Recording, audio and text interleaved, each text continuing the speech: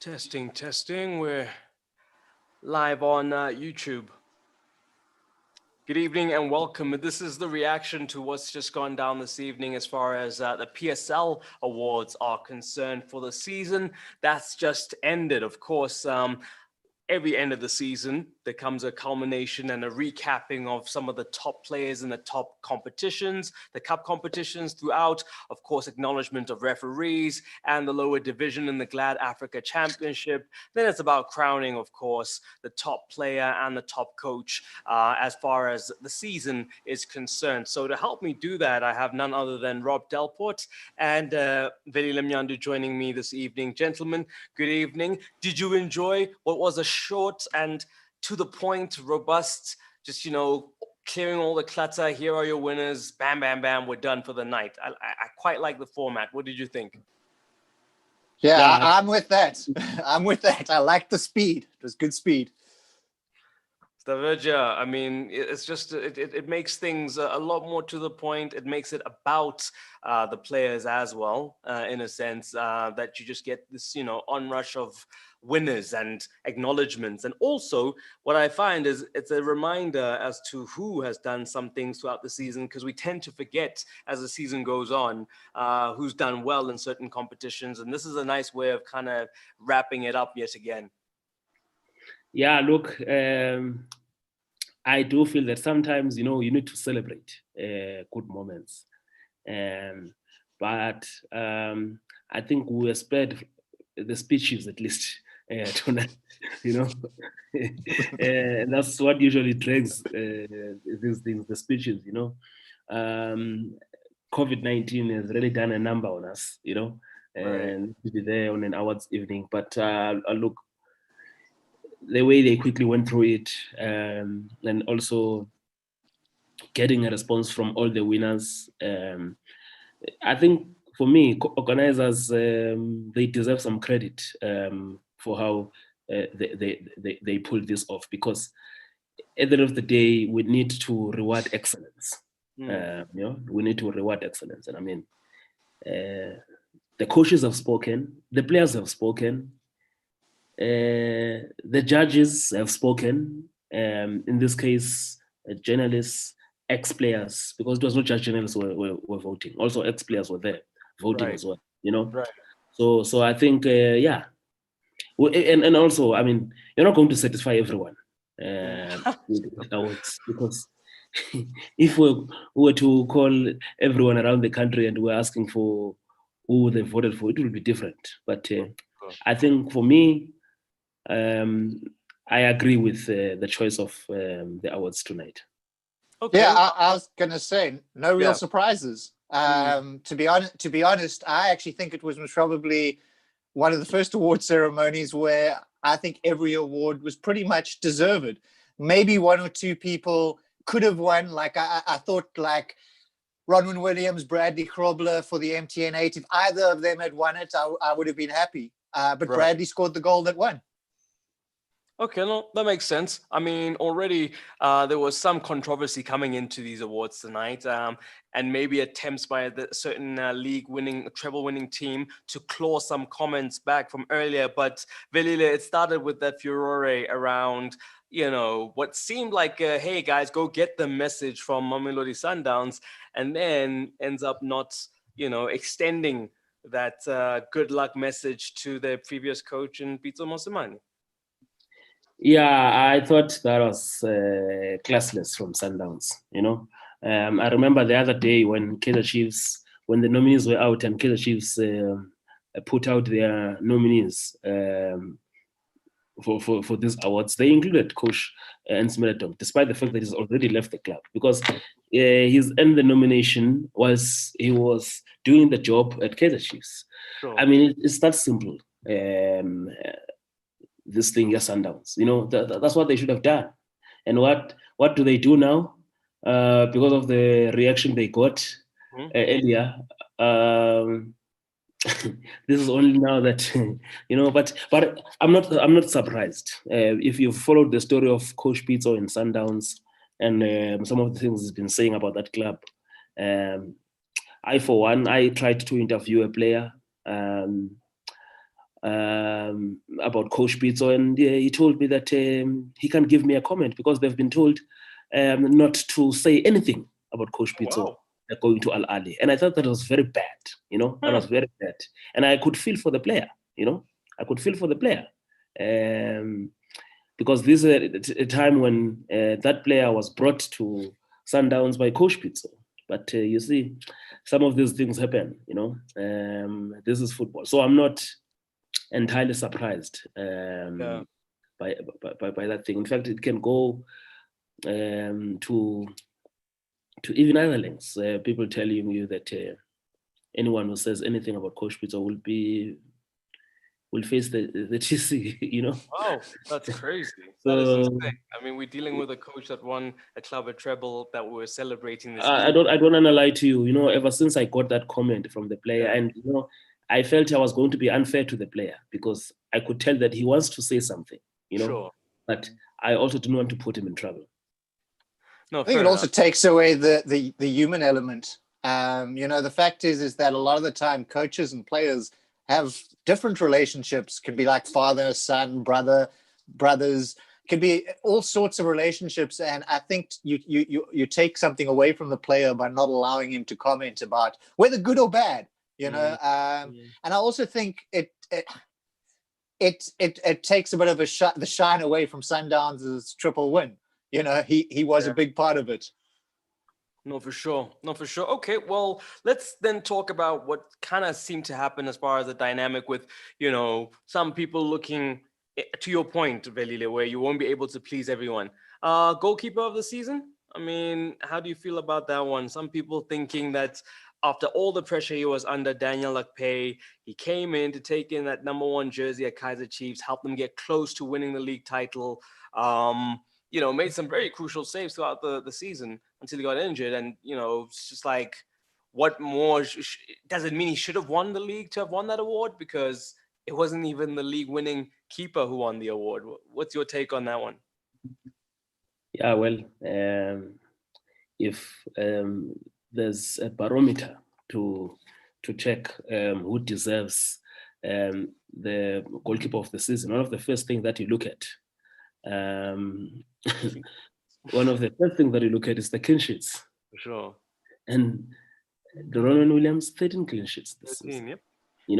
And also you must also check the number of super saves that the boy makes, the super saves that he makes in the game, So I think for me, it was a difficult award maybe to also judge,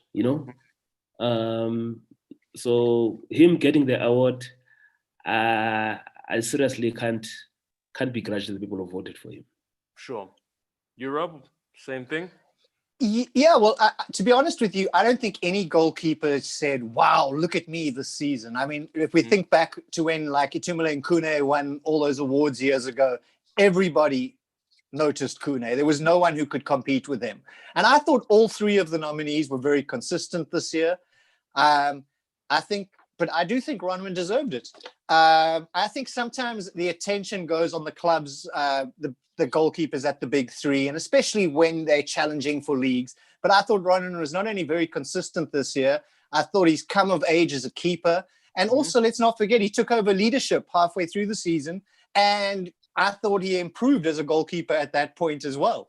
So, I think it was a deserved award. You want to win the goalkeeper of the year award? Make me go, wow. Yeah, for sure.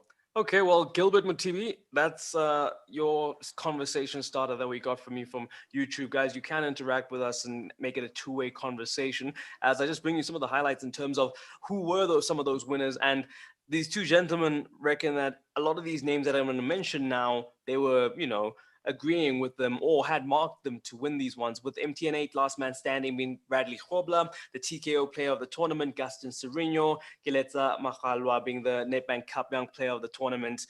You've got player of the tournament being Victor Letswalo for the Nedbank Cup. And then there was also recognition, like I said earlier, of what had been happening in the Glad Africa Top Championship, with the goal scorer being Abednego Mosiatlaka.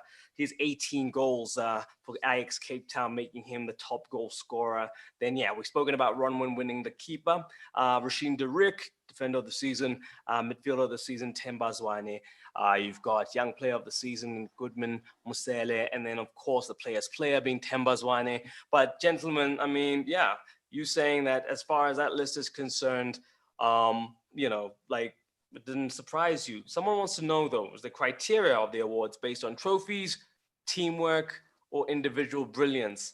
Or do you think it kind of differs for when it's the league versus one of the knockout competitions, you know, in terms of how it's assessed as to who's the top player? What would you say are the criteria are, Billy? I think you must find the criteria for each award. Each award has got a different criteria. You understand? So I don't want us to, you know, to come up with hearsay here, you know. But obviously, one of the things is that you must have played a certain number of games. Most of the time, it's 70% of the matches, and also you must have excelled throughout the season.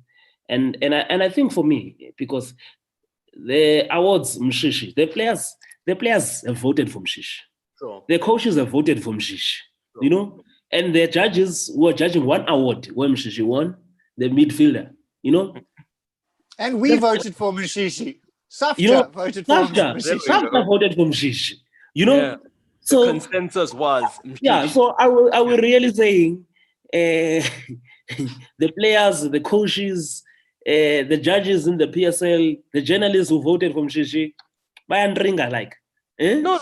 I think some people will agree with Mshishi. Like, you know, Pumlani Rafael Mkonza says Zwane deserves everything that he got today.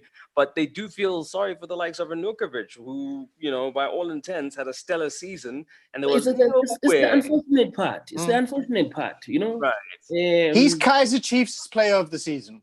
No doubt about it. For sure. For me, for me, he was the club's player of the season. And but he to could be even top have two for the whole season. But Robin, the issue is that Nukovic in his first season, great season, you know. But there was even a better player, Mshishi, in this case. You understand?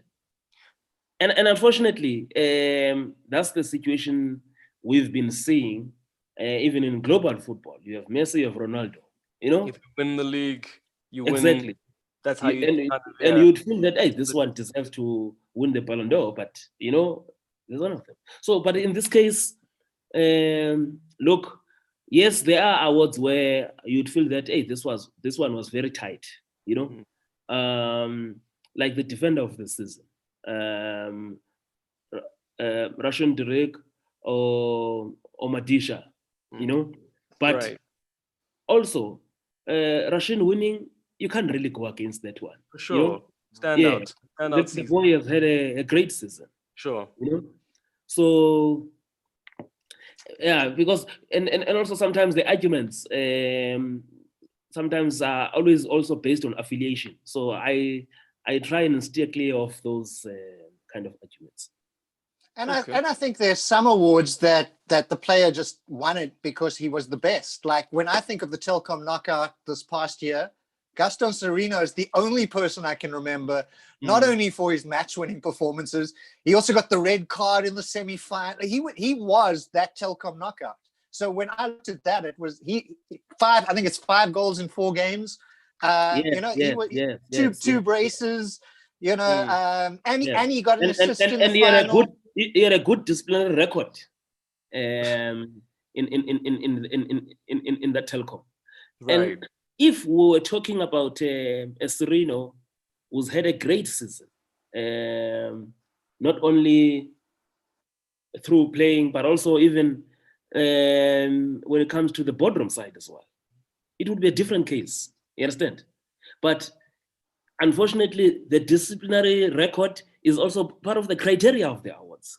And we cannot steer clear of that. sportsmanship, I guess, in the end. Yeah. Yeah, Is yeah. an important tenet of that. I mean, in terms of speaking about a player's contribution, Klompo Kekana Kabelo Kacheri would think he feels a little sorry for Klompo. Most of the Sundowns Yeah. players win this award based on their contributions that's coming in from YouTube. Remember, guys, you can subscribe so you know when we go live with one of these again. And of course, when we turn around the stuff from the new TV show that's happening on Soweto TV. What do you think? Klompo Kekana's name, he's been what? It's the fifth year running that he's been nominated. And, I guess it's a case of let the other kids have a chance. That's Rob's man,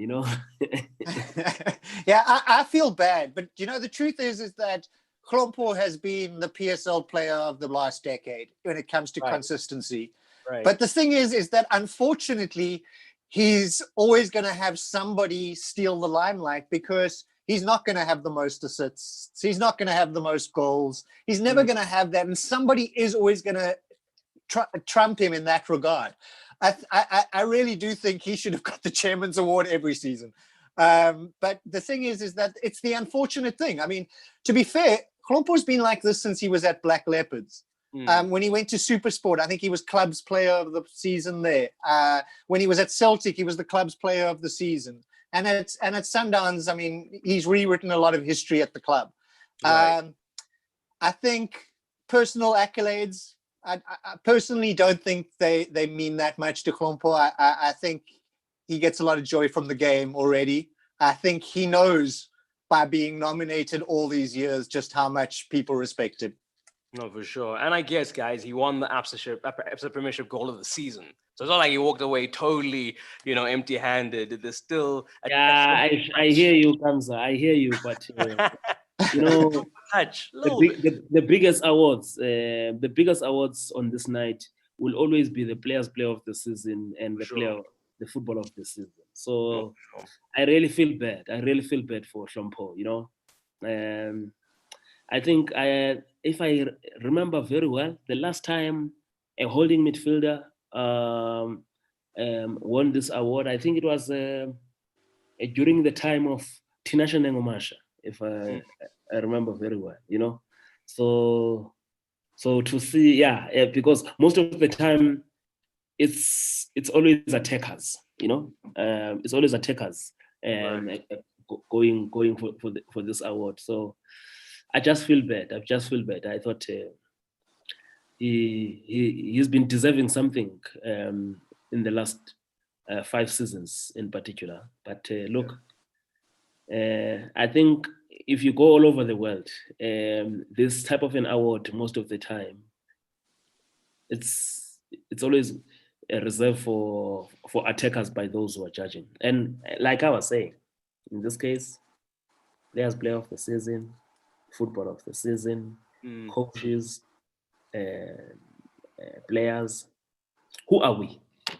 When the players themselves are the ones who are making the decision. And in terms of the match officials that won, it's a strange award. I mean, we have to kind of recognize their contribution to the game. And it was Jelly Chavani and Sean Olive who won the referee of the season and assistant ref of the season, respectively. And I guess it kind of dovetails nicely, Rob, with the talk that Danny O'Down was saying in terms of just professionalizing things and making sure that everybody kind of gets paid their due and so that excellence can be brought to the position. And there we go, acknowledging it. It's just it's an upward trajectory, it seems.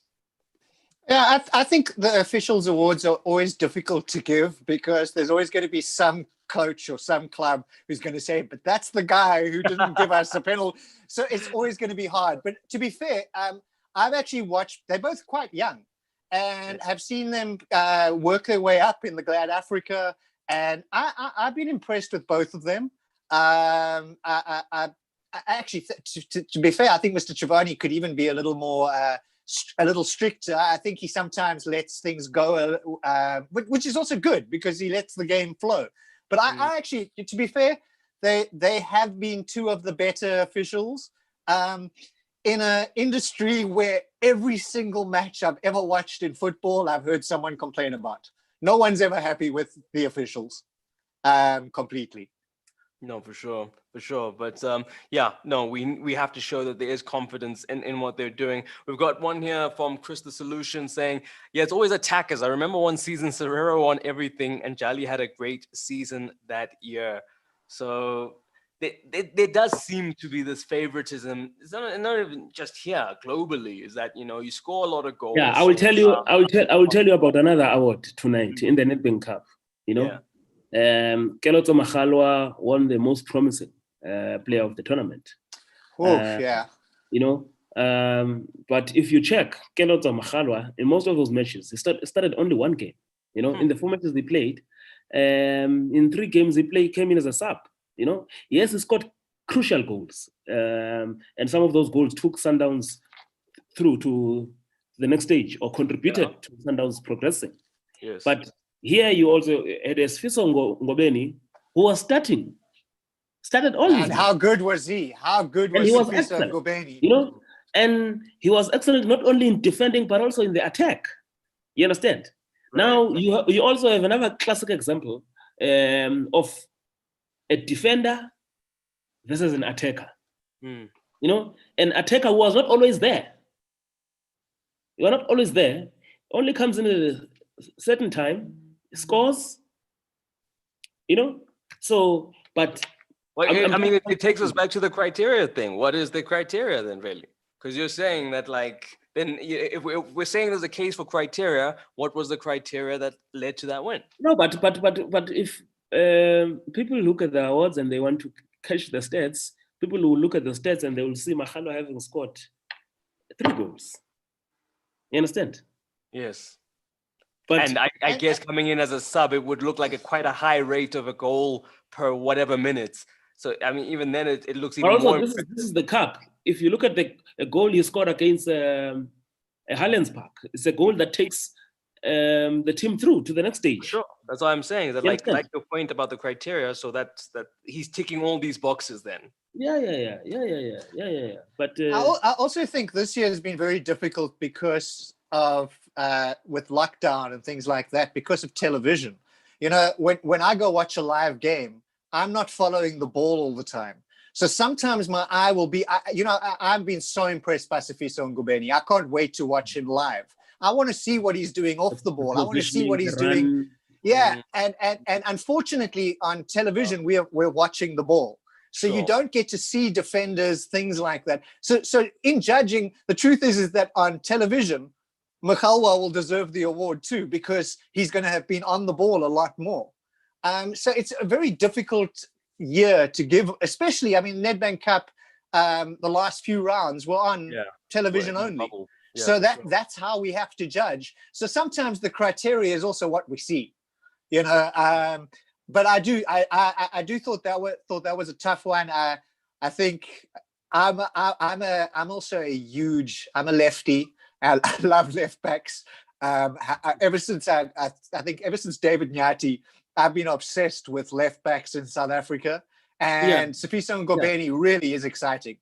Yeah, and also we're not doing very well in that space. If you look honestly, after David Nyati, maybe yes, we're fortunate to have the late Jacob Legeto. Seppo Masilela until his injuries. No, to also have Bradley Canel. And after those two, Bradley Canel and Jacob Legeto, then came Seppo Masilela, you know. For me, one of the best left backs we've had. So, and when you look out of these 4, including David Nyati that we've counted, especially at Bafana level, we've not had an excellent left back who can be counted amongst these guys. You know what I mean? So I'm really hoping that this boy he can get good guidance. It's also still early. You know, Gavin Hunt. I spoke to Gavin Hunt yesterday, and he was saying something very important. To say in South Africa we are also too quick to praise a player. You know, we praise a player for playing well in 5 to 10 matches. Sure. You're saying let's see a player performing over a season, even going to 2 seasons and showing consistency. You know, yes. So we must look at this at these things, the consistency. If he goes I think he's definitely gonna be on a plane to Saudi Arabia next month. With under 23, where they play against Saudi Arabia, they also play against Egypt. In the same tournament, there's Brazil, but unfortunately, because of the dates, they will not be able to play against Brazil. Brazil will only play Saudi Arabia and Egypt. So let's see how he also performs there in the under 23 setup in the national team, and also if he makes a big move as well. Can he continue to deliver? Because definitely even the coaching, in terms of even the challenge when you're playing amongst the top players, the cycle will change as well, So, but he's got all the attributes that make up a top left back, maybe more of a left wing back. For me, I think I must say that you could see also the availability of Fumbinzai this past weekend in that defense of Celtic. It also allowed him the freedom to make those foreign runs up front. Okay, no, fair enough. Rob? Yeah, I was just going to say I'm kind of the same about giving players a chance to make their mark on the league first before we get too excited. Except he's a left back, and he's really exciting. And I found myself doing the thing that I always say: now let's give, like for example, our young player of the season, Goodman Musele. He's been my young player of the season for 3 years almost. Because of that consistency that he's now shown, and he fully deserves for that award. For me, was Baraka's best player this season, and at his age, he's showing this more senior guys how to be consistent. And I thought he was like that last year already. So it's nice to see him getting the attention. I'm also really surprised he's still at the club, because he's a 20-year-old with 3 years of experience behind him, and has shown a lot of maturity for someone his age. No, for sure. You're right. And I think that's, it's good for us to mention these names so that we can keep them front of mind and track their progress, like you say, as far as consistency is concerned. And then one person brought up this point that usually the Football of the Season award winner tends to get overseas offers. For Mshishi, is that European ship, has it sailed? I mean, is it something that he could still look at doing if someone comes calling? Or, does he stay at what is a very, comfortable environment where he can still go on to win more things? Yeah, look, how old is Mshishi now? 31? 30 or 31, somewhere there. So, and also, I'm not sure if he's really one who's looking for that move, Sure. And remember, at Sundowns, if has to be a European move, the offer is to be very good, because they are being taken, they are being well taken care of there at Sundowns. So, look, and you cannot tell me that with all the performances had, there's never been offers, Yeah, sure. But have they been worthy offers? I don't know. We know that Coach Pizzo, Coach Pizzo has always been clear about Mshishi, and I think even now, like in the same way I was saying the other day when people were talking about Al Ali and and Sereno, said forget. Because Sundowns always has this thing that they will never sell their players to rivals on the continent, because they compete on that space. For the past few seasons, they've been regulars in either in the top 8 in the quarterfinals, that is, and also in the semifinals of the CAF Champions League. So yeah, there could be interest, but as to whether it's a strong interest that can lure him away, I'm not sure. And is he also showing that hunger to move overseas? I'm also not sure. Yeah, I listen. I'm a big fan of Mshishi, and I have been for many years. But to be honest with you, he's always disappointed me because I was a big fan. This season, he played to his full potential, but he's had this potential since he was in his early 20s. I think you might remember Clive Barker years ago describing him as the next Dr. Kamalo. But I don't think he's quite lived up to that. I think if he was in his early 20s, that was when he really needed to be playing at this consistency level. But it was also difficult to get the selected as consistently in the team. You know, I think, unfortunately, Mshishi is one of those guys who's going to be a South African star. We will have players like that. Klompo's like that. You know, the truth is that, like I said earlier, I thought Klompo, when he was at Supersport, I think Klompo was when Klompo went from Black Leopards to Supersport, that before he went to Celtic, he could have gone overseas at that time. And I think he would have had a good career. But unfortunately, it doesn't happen for everybody. It's not that easy to go to Europe anymore. They want young players, and especially in the bigger leagues, you have to have impressed. We're not in the world's eye. You have to go to Belgium. You have to go to Sweden. You have to impress there.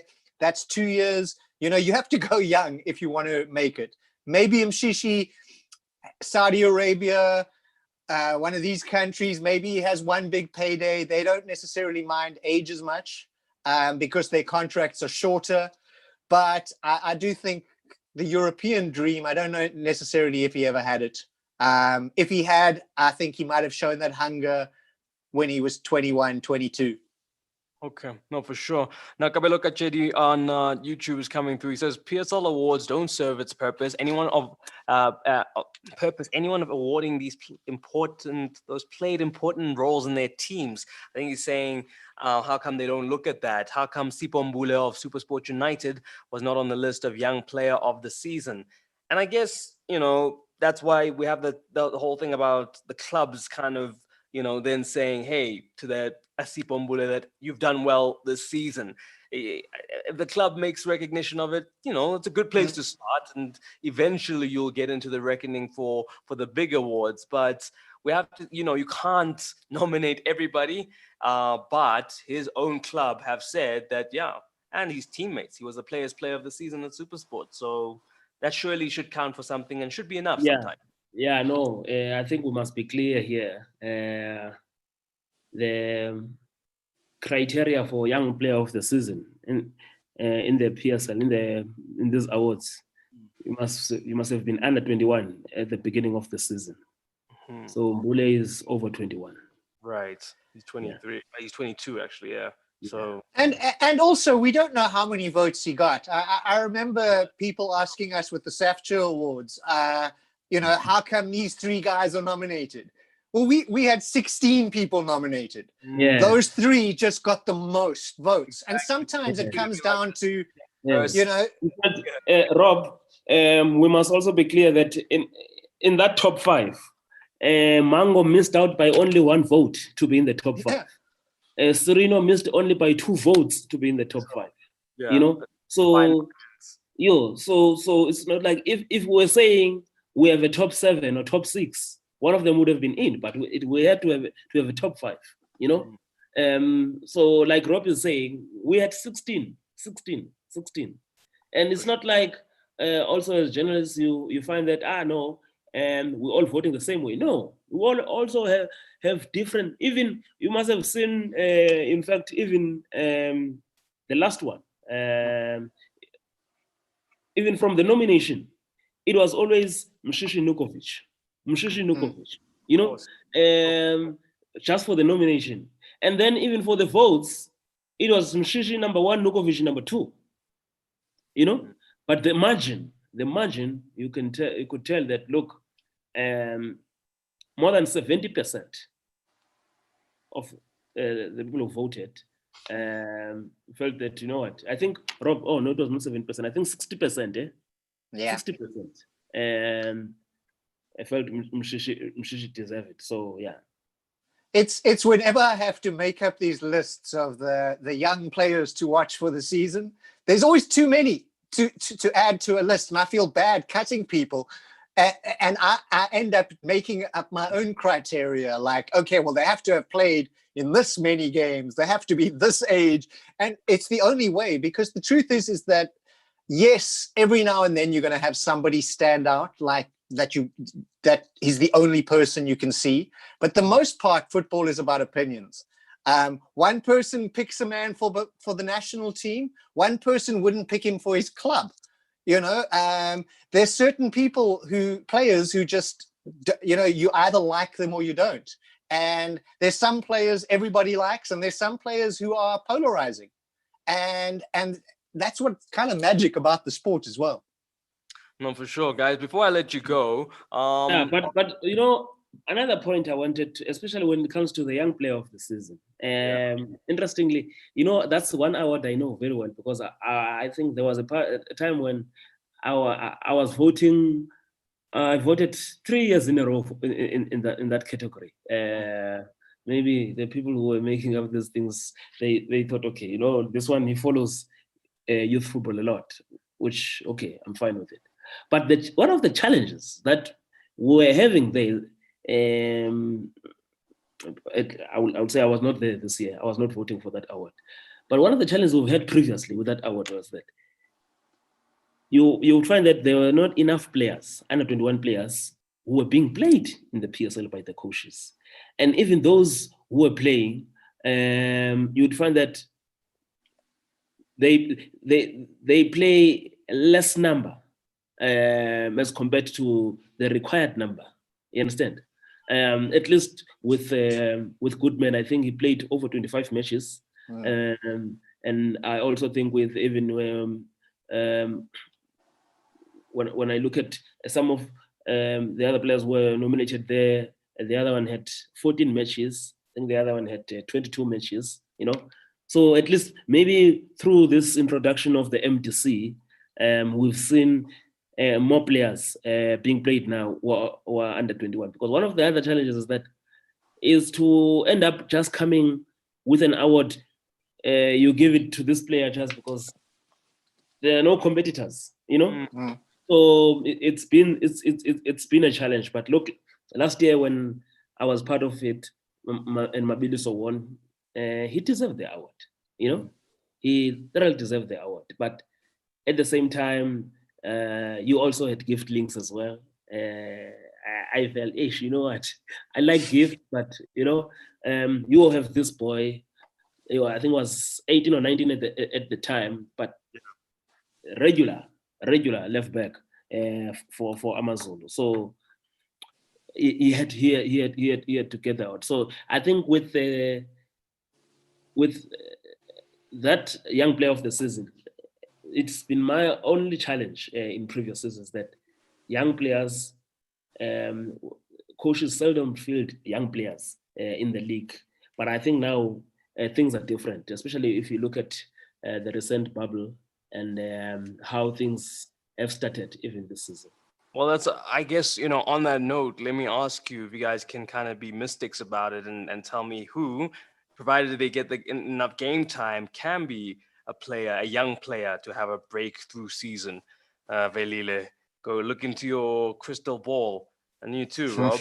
Obviously, people are already raving about the likes of Blom.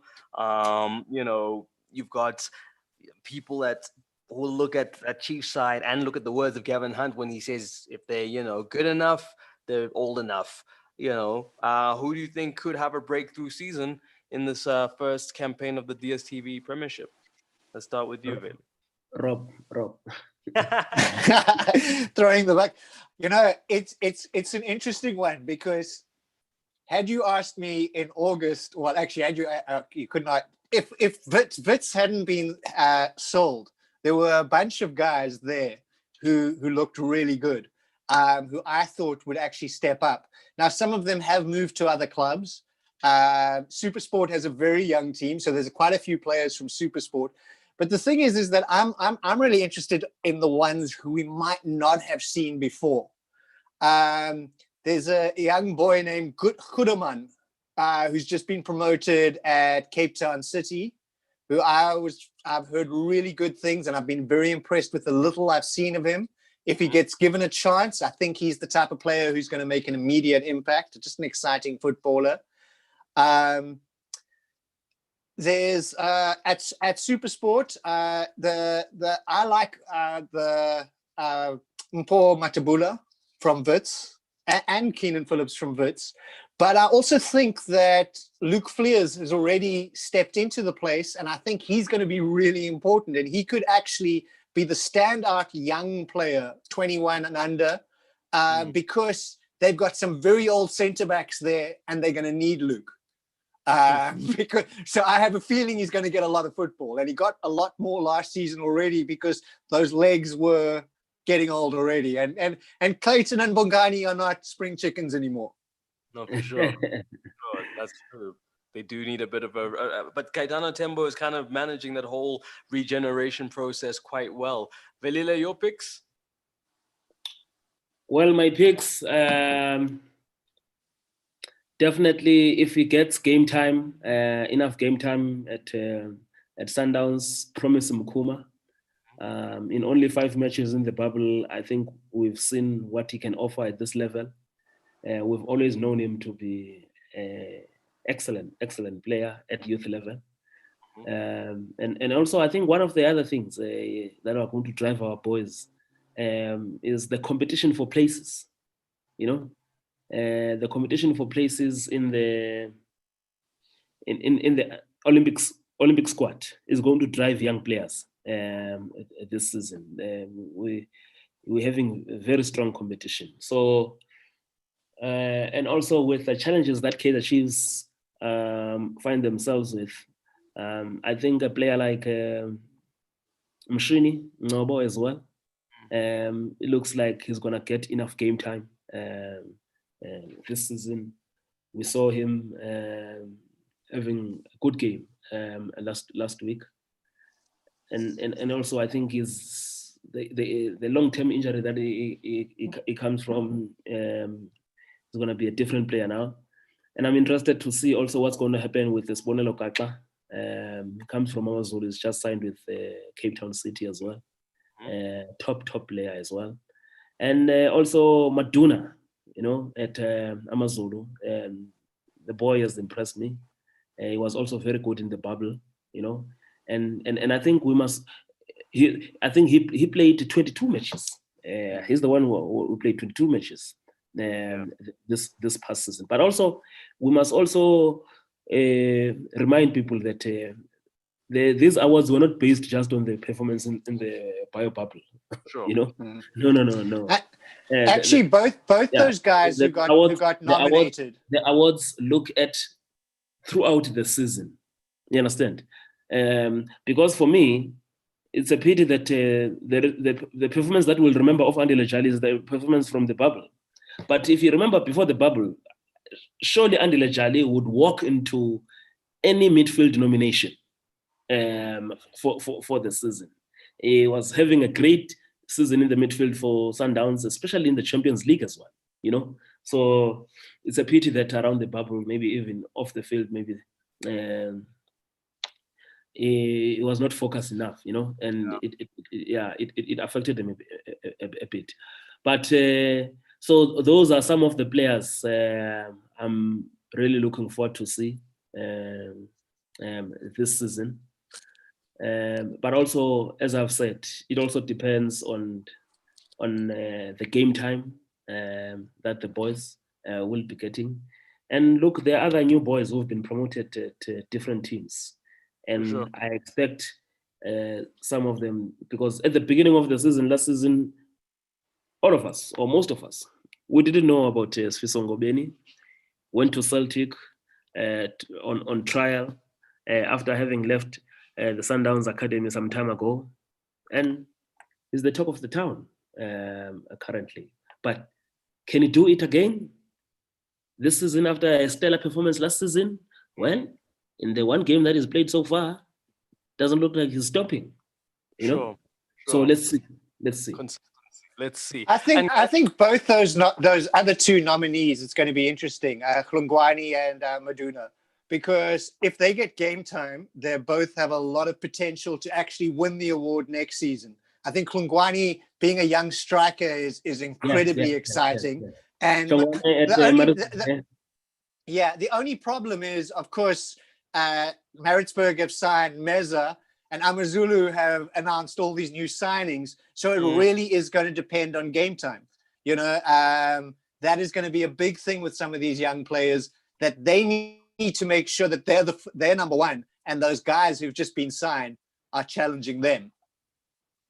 Good luck to that in the league that's famous and looking to get results at the cost of anything. I mean, I hope it's done in the right spirit and it's done on the back of who trains the best and is looking the best and can do the job the best for the club. So there was no doubt about the coach of the season. Of course not. Of course, there's no doubt. Okay. You know the trend. Win the league, you win the gong. Yeah, but did you notice Sundowns didn't nominate Coach Pizzo? In fact, sorry, they omitted him from the nominees. Yes, and earlier today. And he got the Chairman's Award. Yo. Not good enough that you won, but good enough for the... No, the thing is, I've kept this thing of this player I spoke to, and I would like to protect him. I've kept it, and I was like, yo, I cannot believe this. I mean, a coach is like a father figure to players. You understand? So if now you are even gagging players from wishing their coach well, this thing is like, tomorrow Coach Pizzo is gonna qualify and proceed to the final of the CAF Champions League. You know what I mean? Are you going to wait until they win the Champions League and then you congratulate him? Like they congratulated him now that after he won this thing. Yeah, for sure. Just before we got on there, they decided to find it. No, we must do better, man, Pakut. Spirit of Ubuntu. That's what makes it. No, you're right. You're right. Gents, last question, because people seem hella confused and there seems to be a lot of distrust of the process for the criteria and the choosing of the players. People are asking who gets to peruse these votes once the voting is in progress. How are they audited? How transparent is it? So I don't know, like Velile, having been part of the process with the young player of the season, I mean, what is it? It's just a blind list. You do it via email, or you pop it in a box, or what's the procedure? Kamza, the awards are not going to please everyone. That's my question. That's your answer. I hope it's not mail-in, because we're hearing on TV all about these mail-in votes that they're not right. Yeah, no, you're right. I mean, that's it. Simple answer, guys. They're not going to be able to please everyone with these awards. Always going to be, what if and what about this person? What about that person? It's just the nature of the beast. It's Man of the Match awards. It's Bafana selection. You can't. It's awards. It's football. Yeah, no, because look, like I had said earlier, there were awards which were very tight today. It could have gone either way. But even if the other one had won, there will still be questions. Of course, the other people who were happy that the person won tonight would have been unhappy if he hadn't won tonight. So exactly. This game is incredibly cruel. One of my favorite footballers, really favorite footballers that I've ever seen, didn't get selected for his team once last season. Okay, but he's really a personal favorite, and I love this boy. And he didn't. He made one appearance off the bench for his team, and that is unfortunately the way it is, because the coach preferred a different player ahead of him. And every day I wanted to ask the coach, why aren't you picking my favorite player? And I can't, because that's his choice. If I'm the coach. I will tell you, because sometimes over time, with experience, we get to learn about these things, and get to understand them better and analyze them better, I think it was around 2009 going to the FIFA Confederation Cup, and they omitted Richard Henyekane, the late Richard Henyekane from the squad, and he was free scoring at Arrows at the time. And I remember I was in a presser, I couldn't understand it. And, you know, I was asking questions, I was hammering. Coach Peter was an assistant at the time, and he couldn't believe it. You know? He was an assistant to Santana, you know. And they gave their responses, and I'm like, ah. And I remember I was even interviewed on radio, and I was hammering. Come the tournament. Remember, this is Kilampela was selected, and he had not been playing Kilampela, you know, but he was selected over Henyekane. Right. But remember, he already had a European experience from Strasbourg, you know, and he was a different type of a striker as compared to Henyekane, you know, and he had some presence. Now the rest is history in terms of what Kilampela did in that Confederation Cup. Sure. Remember his rocket at Rustenburg, you know. So over time, I've learned to when it comes. Yes. Trust it. Don't always agree with it, but trust it. Yeah. I don't always agree with it, especially when it comes to, you know, even with the national team, we'll always, because with the national team, there's 3 of us. Yeah, we can even bring Spiwa to be back here and say, there's 4 of us. Here's a notepad, here's a pen. Can you please give me your 23-man squad for Bafana Bafana? And we'll see if it will be the same. No chance. It wouldn't, of course not. We'd all no chance. Yeah. Sure. Gentlemen, before I let you go ahead of the weekend, obviously, you know, opening of the new season, you know, I'm a bit bummed that the big game between Chiefs and Sundowns is coming now. I don't like these big games so early on in the campaign because both teams haven't really gotten going yet. And, you know, it's maybe we'll be lucky and they'll have some steam and, you know, because it's early on and go for it. But what are you expecting from what essentially are amongst 2 of the challenges for the new season? Sure.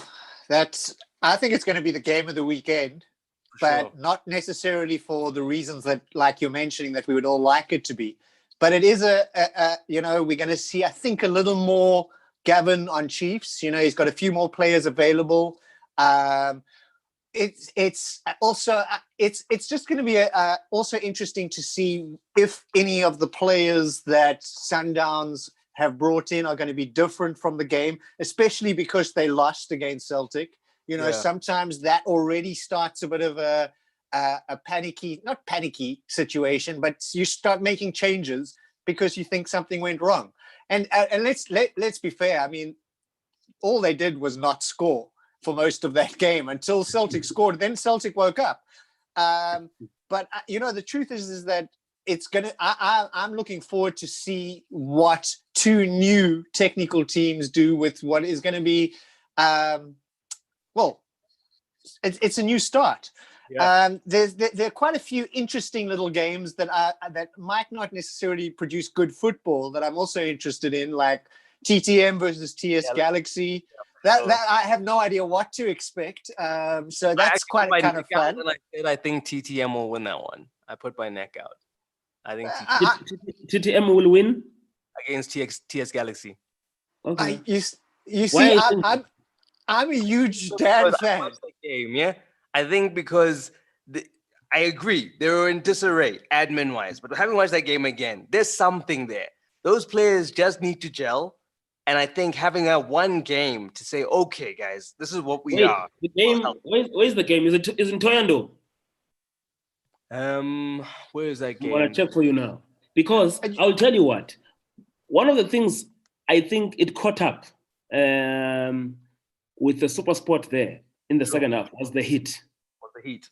Yes, and you can see, and that game, remember, all didn't even start at 3:30. It started at 3. You know, because in the second half they could hardly run.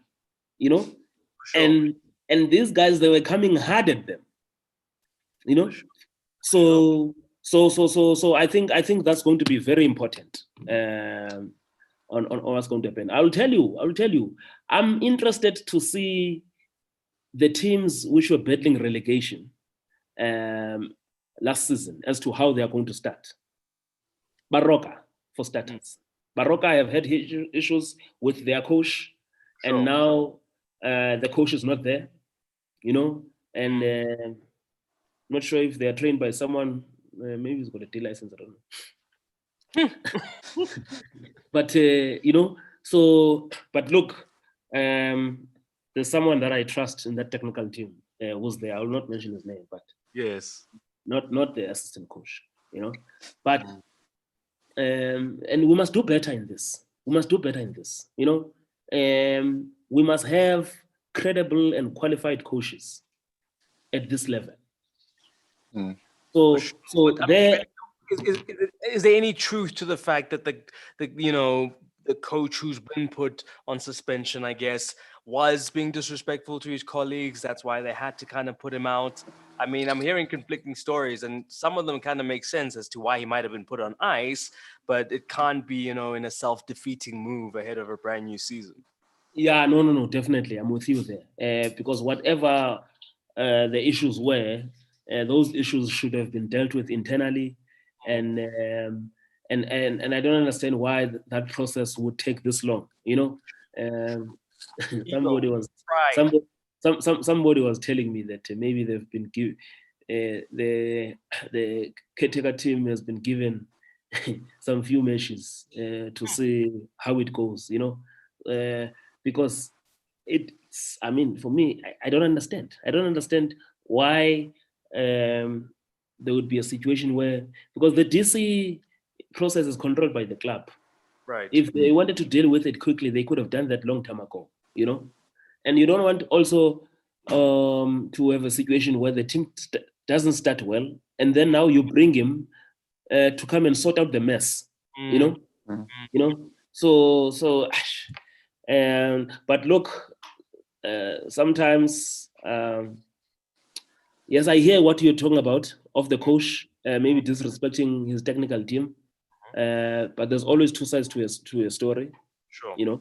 So we should also look at that one as well. So in terms of the matches, I'm interested to see at this team that are battling relegation. I'm interested also to see Swallows. They've signed a number of players. Sure. How's the squad coming together? I felt Amazulu have also signed very wisely, balanced signings that they came up with, But in terms of coming together as well, most of the players arrived only this week there. Can we really expect some of them to hit the ground running against Paris this week? For sure. I'm not sure, I think the beginning of a season is always great because there's actually 16 teams I'm looking forward to seeing. Being in the Cape, I'm really and I'll be honest, this is the first time I have spent an off season not watching friendlies because obviously we've not been allowed to go to certain things with COVID and all of that. So by now I would usually have seen teams quite a lot, and not just the teams that are like Cape Town City and Stellenbosch, but also teams they would be playing against. Yeah, sure. Well, not this season, obviously, but West Wits used to come down to Cape Town a lot, or Highlands Park used to come down. So, and well, they're not coming down anymore, either of them. But so it's going to be a nice surprise to see how those teams have developed. And like Stellenbosch, I'm very interested to see because they've really built a really good little foundation, and I think made some good signings ahead of the season that has strengthened them in some ways. Cape Town City is interesting as well because, like Velile said, there's some exciting youngsters like Gaka and Terence Mashego, who I really want to see. But they've also lost a lot of players, and players we forget that they lost because they left during the bubble. Like obviously Roland Pucha, a bigger name, but Chris David also left. Obviously Mtembu and Noradin, these guys left in January already, and Sage Stevens also left, and obviously Kermit's now gone as well. So there's a lot of interesting things to see develop at a lot of these teams where there's been quite a few changes. Yeah, I'm waiting. I can't wait to see some of the boys who did well in the bubble as well. Ashley Dupree at Stellenbosch. We've got to wait a week for him though, because he's suspended. He's suspended, yeah, and Yeah. also Lele Tuskelem as well. You know, I've always, because maybe I know the people who's in charge of his services. You know, who manages his career. So Leletu. Yes, Leletu, yes. And he's so exciting because 3 years ago he was playing amateur football, and to see how much he's developed in 3 years is incredible. Yeah. I see there's been a question around Swallows betraying their NFD players and not renewing their contracts. that one is always NFD renewal. Yeah, because look, last season things were different. You know, if you looked at Highlands Park when they were promoted, OTG was very clear that he's not going to discard his squad. You know, and he kept the bulk of his squad. Sure.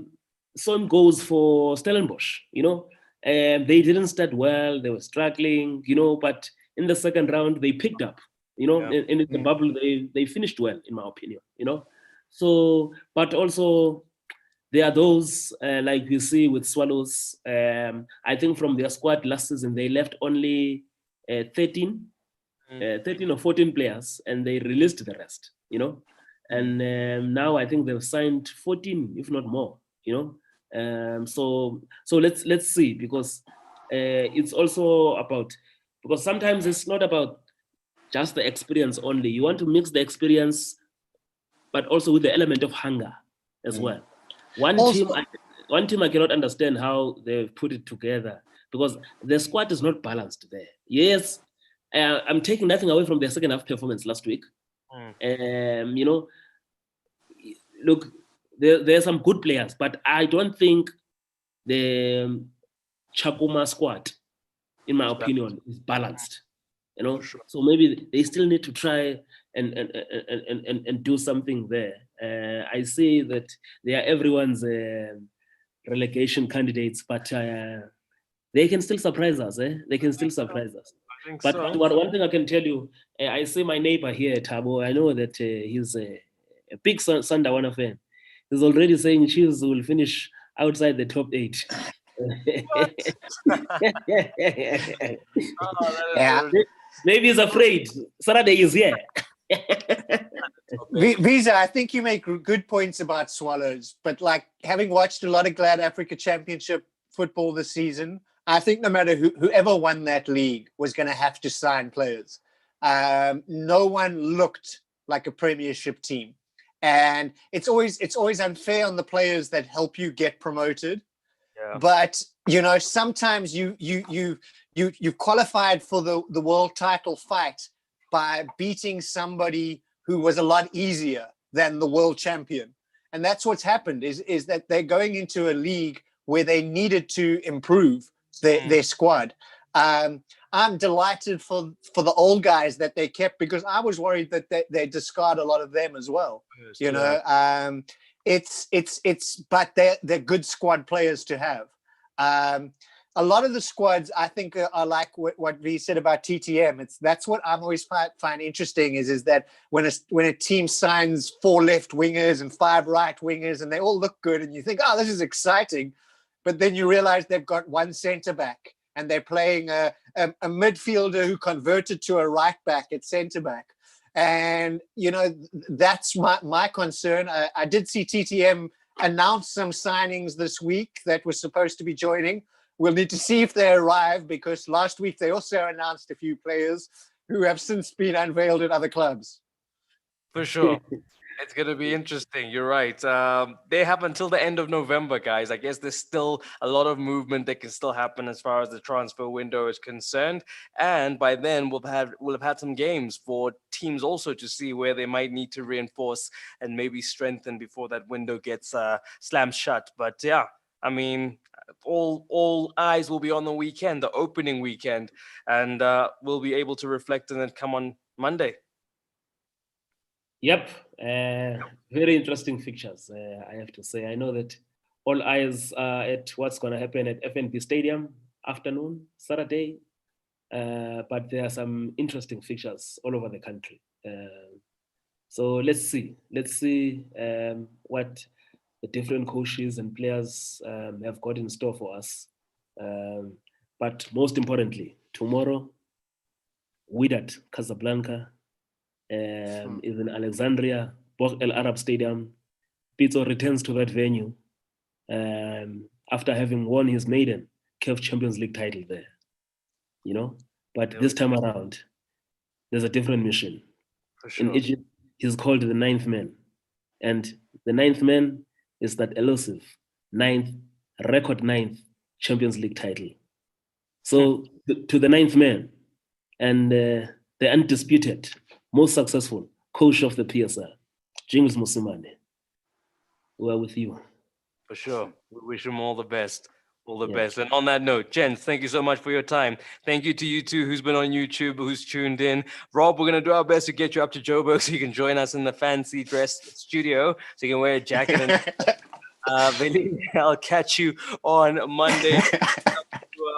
The people behind the scenes, of course, the speech or handling things and getting us all your thoughts. He must come through. He must come through during the international week. He must come through. There's a Safja AGM is coming. He must come through. Okay, we'll make around it. Thank you to everybody who's been participating via YouTube and, of course, on Twitter, where you might have seen us as well. Thank you. We'll catch up on Monday. Enjoy the opening weekend of the new season. We'll, of course, try to reflect on it as much as possible in the hour that we have on Monday on Soweto TV. Do join us for that, too. For myself,